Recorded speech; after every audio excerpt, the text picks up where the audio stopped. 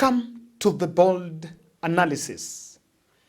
If the intelligence has advised the president that it is secure and safe and it is the right decision to arrest Rigathi Gachagua and other probably opposition leaders, then I can say we have a long way to go.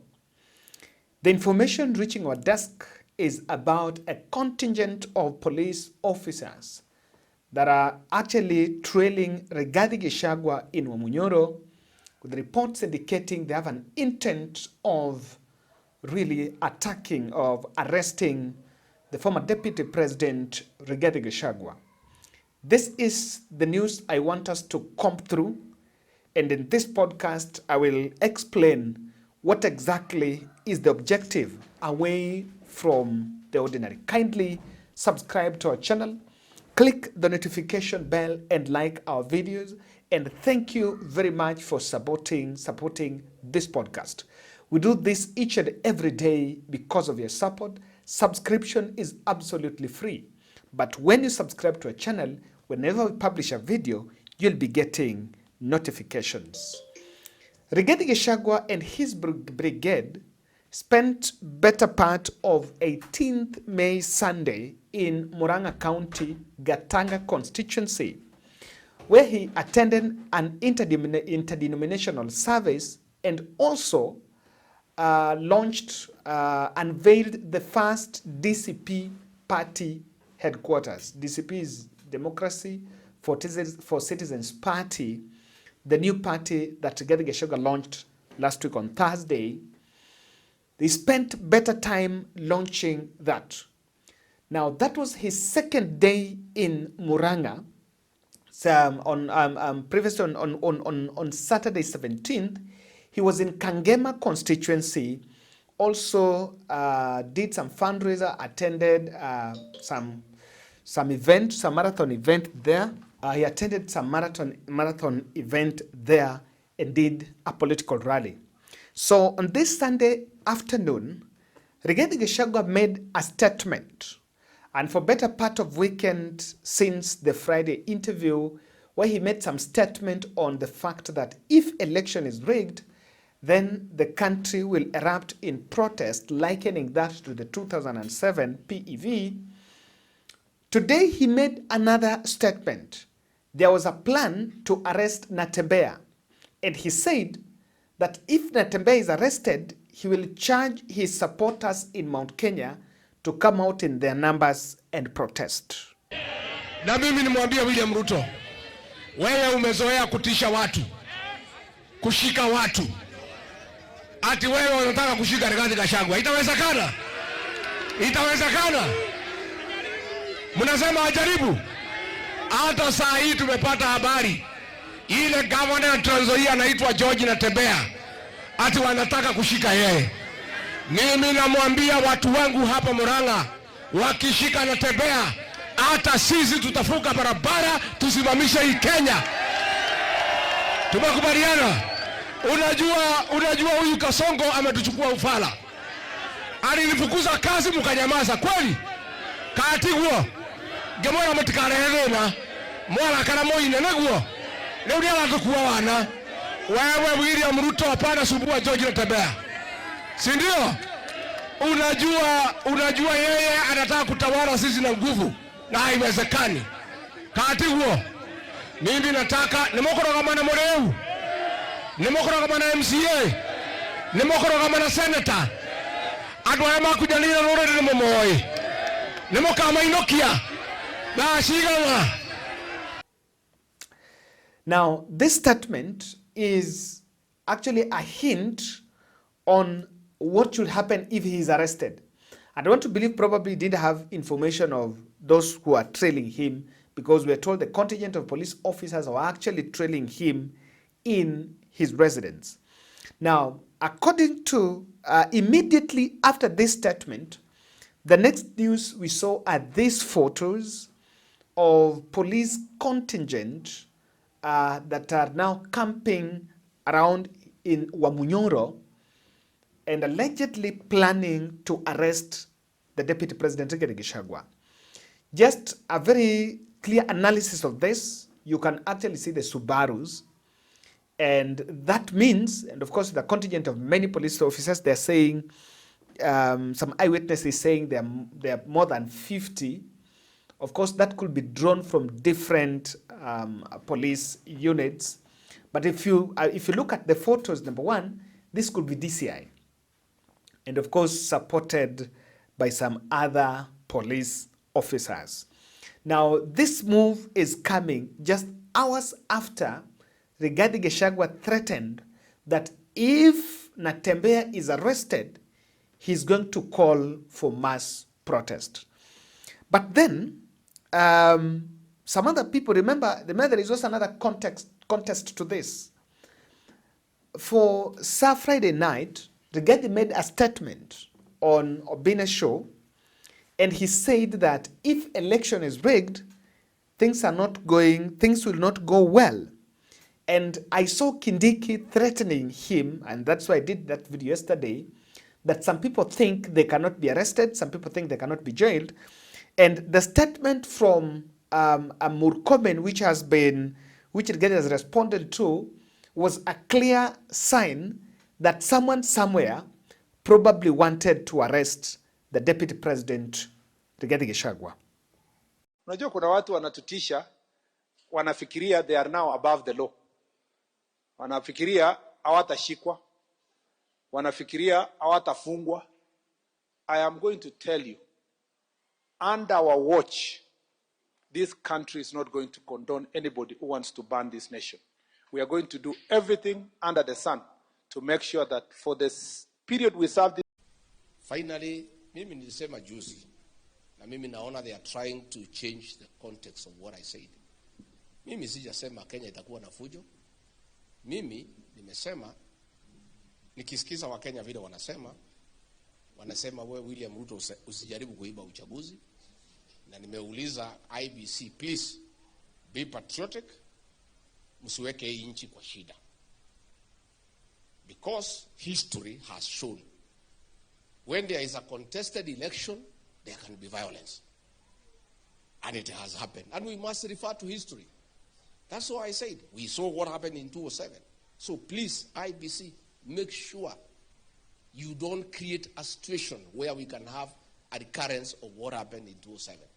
Because if it happens this time the way people are talking, it can be worse. Na mimi, it is my civic duty as a leader to caution the country. Siku tumeleta finance bill 2024, mimi nienda kwa rais nikamwambia, hii finance bill usisukume. Wakenya wataki, watakataa na wataleta shida. Akasukuma, nikaenda kwa cabinet. Na iko kwa minute. Kwa cabinet yote watu 22 na rais, mimi ndio nilipinga. Na nikasema iweke kwa minute. Nikasema hii kitu italeta fujo Kenya. Hii watoto wanaitwa Gen Z hawatakubali. Na ilifanyika. There was violence, there was unrest, there were chaos. I had cautioned the president and the cabinet.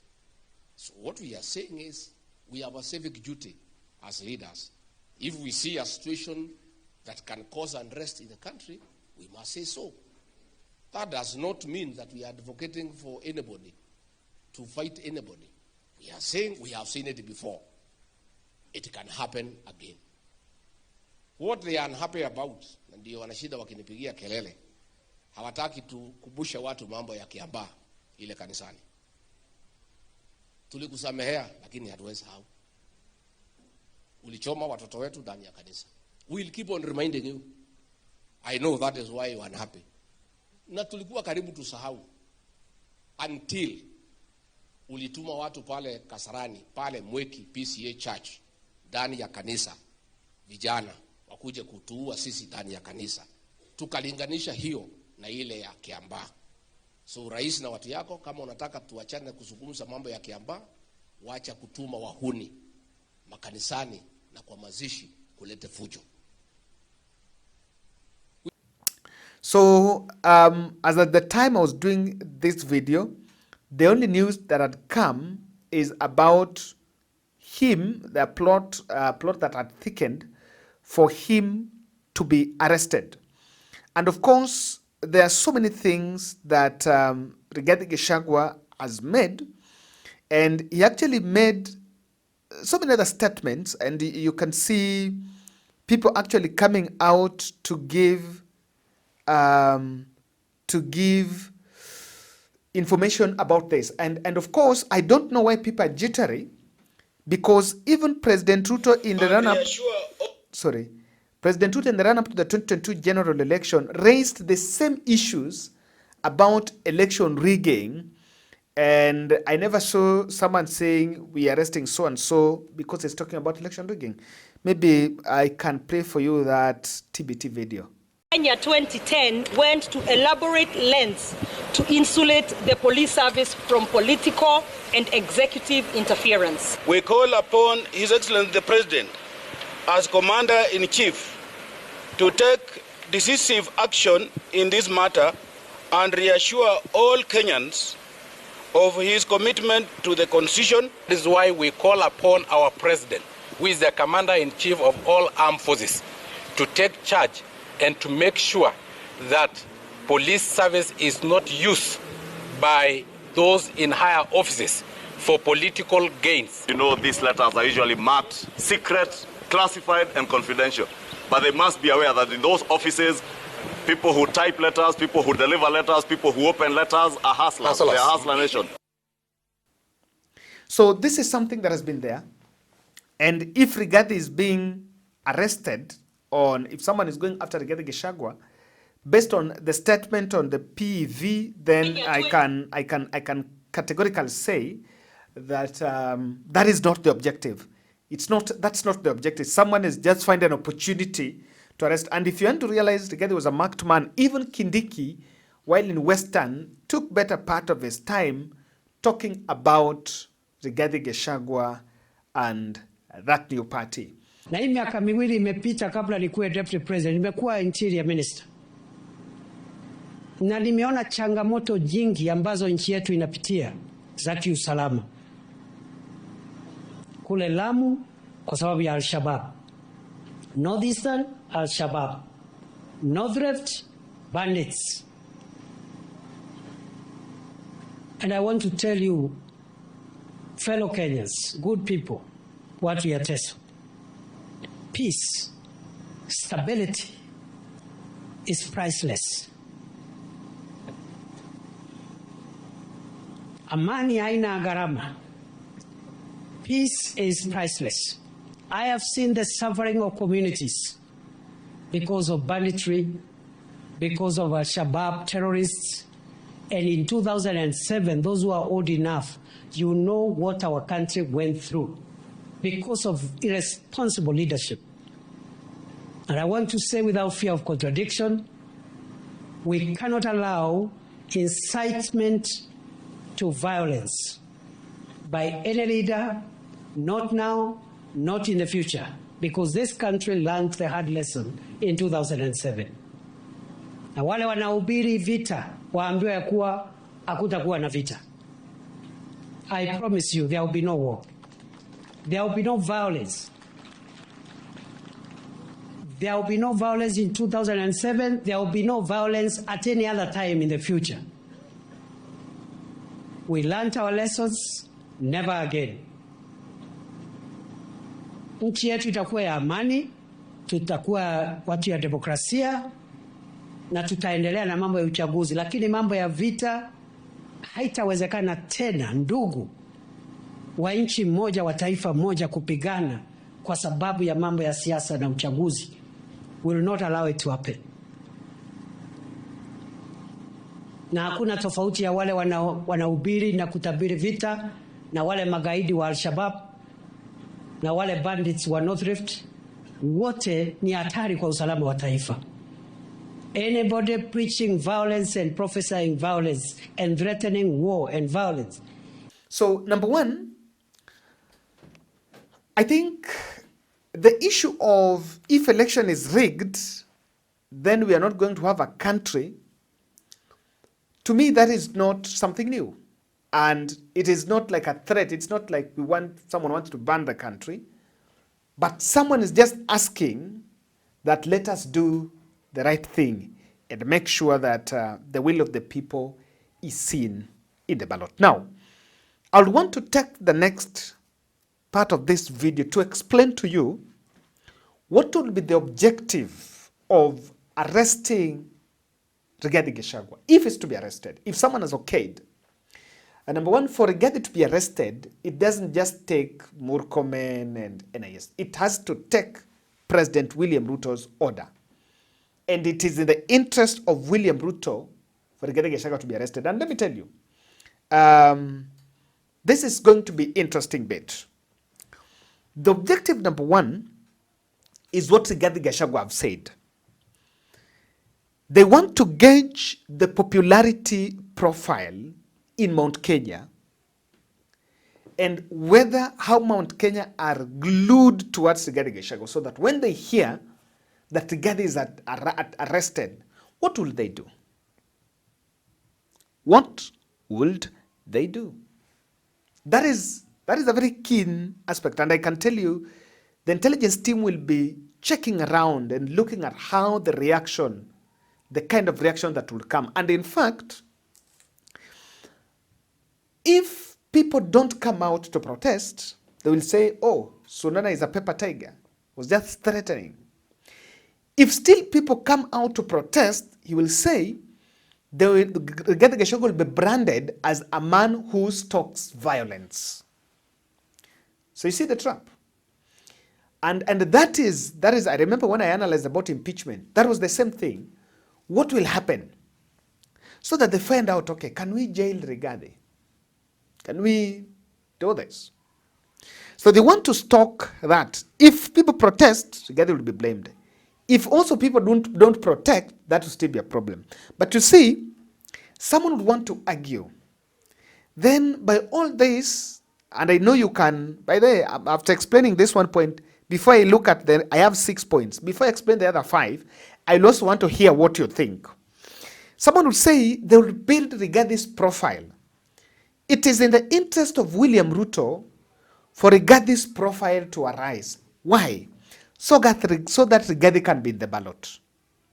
Because if Rigathi goes to the ballot, then that is already an incentive to crack down that opposition. Matiang'i can be advised. Matiang'i can accept to be running mate. I believe so. Kalonzo cannot deputize anyone except himself, unless he's the candidate and he's the deputy. So the objective is that. And I listened to Karungo Dhangwa saying that Rigathi cannot do all this, then just hand over power to someone easily. And maybe let's listen to that. Mimi ningetaka kusema ya kwamba sijawahi ona, na mimi nishawahi kuwa MCA wakati mmoja, lakini na Gikuyu ndire ndona ati mundu hete MCA gitio toria rigijia hete ma MCA gitio. Ati MCA no awetanite na rigijia goka. Sio inamaanisha anasikiza ground. Sio inamaanisha anasikiza ground. Na ndio maana natangaza nikiwa hapa Murang'a, Mheshimiwa Rigathi Gachagua, wewe umerarua hii mtu inaitwa Kasongo, sasa anaenda Agikuruma. Wewe umerarua yeye mpaka mwisho, wa Kenya wataki kumuona. Na hatuwezi kubali. Ati wewe umerarua yeye, wewe umemaliza yeye, alafu watu wengine waanze kusimama president. Hapana, lazima Rigathi kuwe kwa ballot kama rais wa Jamhuri ya Kenya. Simama ndio hayo. You are the presidential candidate ambaye wewe watu wote watataka kuchagua. Ya mwisho nikimalizia. So this is what is causing all this. Hata kishikwa, bado the narrative will come out that yeye ndiye ameteswa. And then after going all through that, he's supposed to hand over power to someone else. So there is a clear candidate. And I can tell you, it has nothing to do with a charge of incitement to violence. If there is a charge in this country that is the weakest, and almost everyone has been charged with that, is incitement to violence. You arrest people in Jacaranda, you take them to court, incitement to violence. You arrest an MP, incitement to violence. It's always like, it's the weakest and the most available for the investigative agencies. Now, it is not true that Rigathi is being sought because of that EACC issue, because of those election issues. Rigathi has been a threat to William Ruto and has made several, he has several bombshells against the president.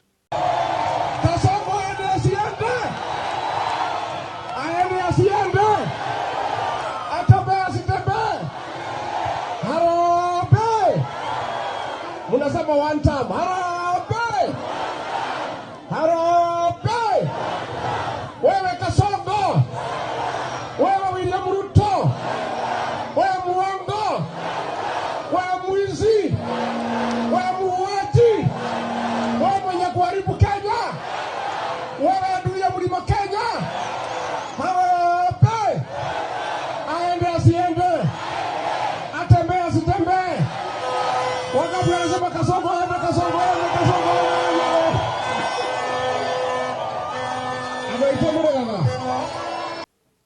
And someone could just be taking this opportunity to square out political scores with Gachagua, hiding under the incitement to violence.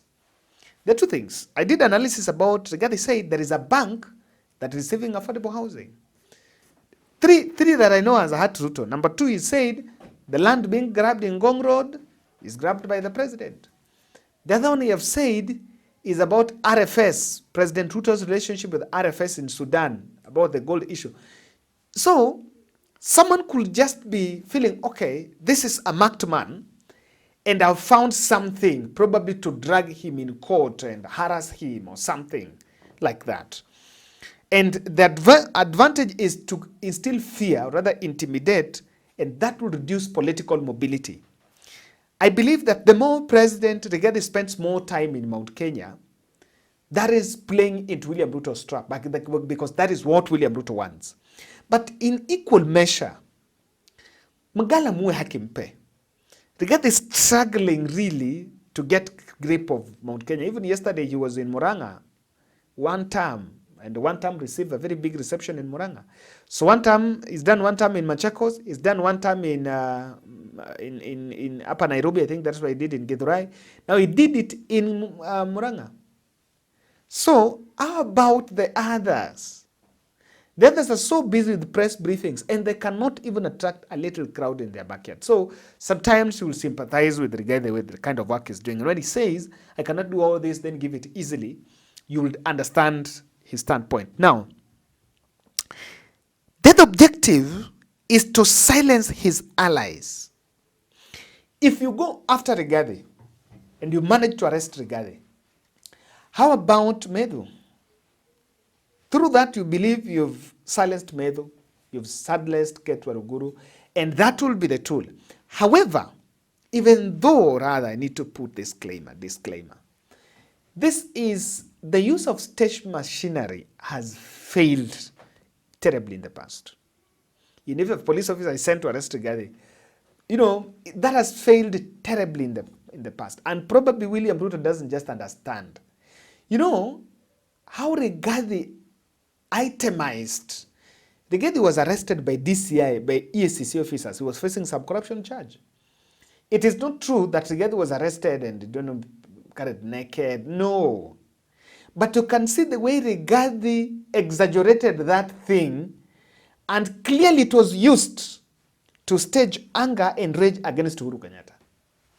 Now, if Ruto also makes the same mistake, I want you to imagine the kind of things Rigathi will say, probably after he's arrested and taken to some police cell, and leave the next day. Then the next day, the media standing before him, and he's saying, I want you to imagine what Rigathi can say. I want you to imagine the things Rigathi will say. So if William Ruto falls in that trap, whoever is advising the president that, whoever is okay, tell the president you can arrest Rigathi. No.